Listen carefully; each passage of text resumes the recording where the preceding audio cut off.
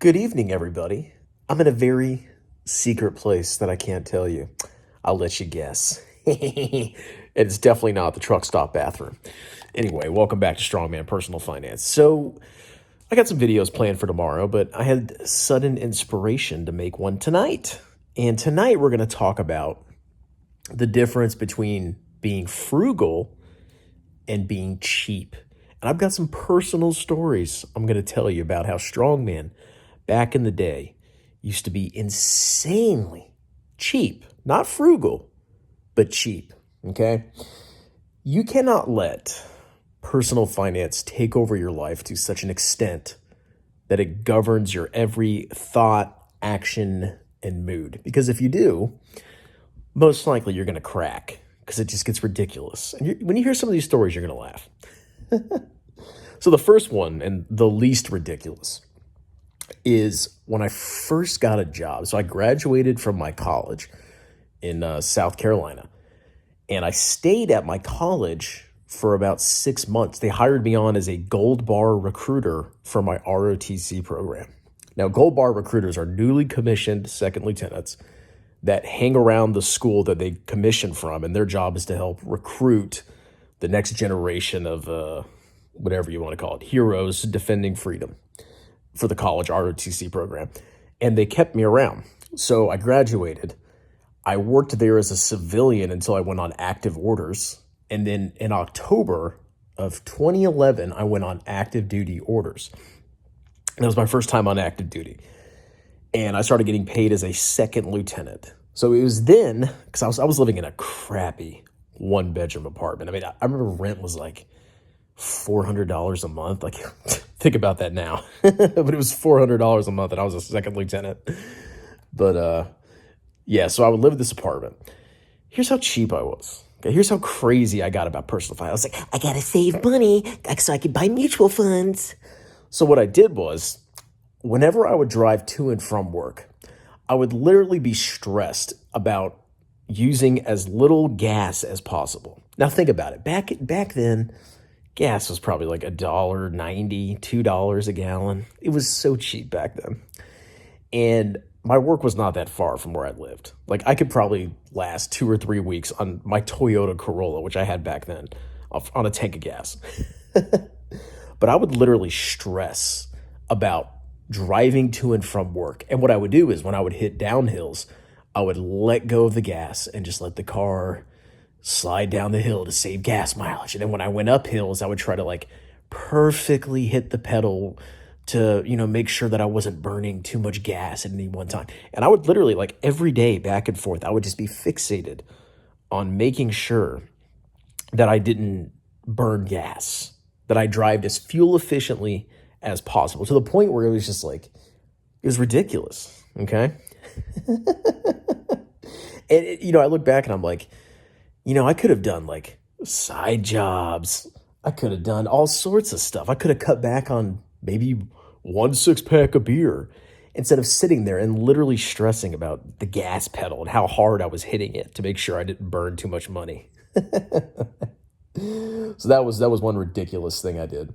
Now, another thing I did, my first lovely spouse, whenever we would go out, we would go to Apple, because there was an Applebees that was like right next to where we lived in Fort Hood, Texas. And we'd go to Applebees, and I would force her to get the 2 for $20 meal. Now think about this. I was a lieutenant. I was an officer.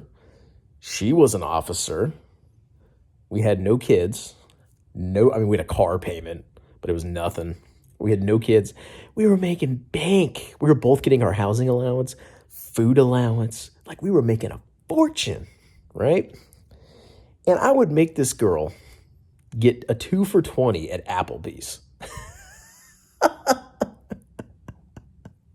And I would get pissy if she got a drink, like even a Diet Coke.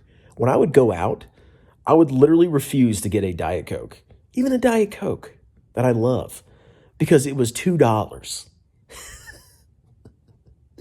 That's the difference between being frugal and cheap. Okay, you can't let be like saving money in personal finance get to the point where you're literally like cutting corners like that. It's ridiculous.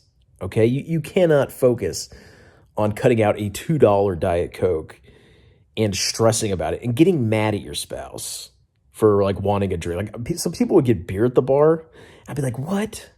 And then funny enough, like I would be crazy about that, but then I would go drink at the clubs like most weekends. So that was one crazy thing I did. Another thing I did, so I would always go and like go to Walmart and I would always get the cheapest meat. Like I would always get chicken. I would always get chicken. And I wouldn't buy seasoning for the chicken because I didn't want to pay money for seasoning. So I would go home on my little George Foreman and I would cook just like raw chicken with no seasoning, no flavoring on the grill. And it would literally be the most tasteless, nasty stuff you could possibly imagine. And I didn't even finish it half the time because it was just so tasteless. But I was like, I'm saving money on stuff, yeah. Like I used to be psycho about personal finance and like saving money. And, eventually I've massively stepped back from it. Like now, obviously, I don't worry about that. I go out to eat all the time and I'll drink beer and it doesn't matter. I don't stress about that stuff anymore. But back then, when I was making more money, because I was making way more money back then, I was crazy about it to the point where it stressed me out, where it caused problems. And you don't want to be in that situation. Okay. So personal finance, there's a huge emotional aspect to it. It's not just raw numbers. Okay. But if you ever find yourself getting to the point where you're mad at somebody because they spent an extra $2 or, they wanted to get a Diet Coke, or they hit the gas pedal too hard going up the hill, you've taken it too far. Okay. So focus on making more money. Like when I do a sponsored video, right? Somebody will send me $50 and it's like, wow, I got $50 to make a video. Now what? Oh, maybe I'll go get Chipotle today. And I'll sell, instead of like just, well, I got to save the $50 because if I invest it and in over 20 years it compounds and compounds, I could have $80. Yeah. No. Okay. Instead of doing that, enjoy your money a little bit. Obviously save some of it, but enjoy your money and don't be such a freaking psycho that you let it consume your life because you're not even really living life at that point when you're spending that much money.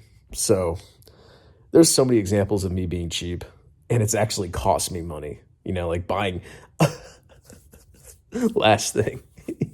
So I had this, so like I said, I was an officer. My ex was an officer. We were making bank. And I had so I bought this vacuum. It was this tiny little vacuum, almost like a hand vacuum. It was like $30 vacuum. And I refused to get a nicer vacuum. Now my house, we had this dog and he shed all the time. So I was constantly vacuuming, constantly sweeping. The vacuum didn't pick up crap. And I was anxious about the house all the time. I mean, it was decently clean, but it was a crappy vacuum.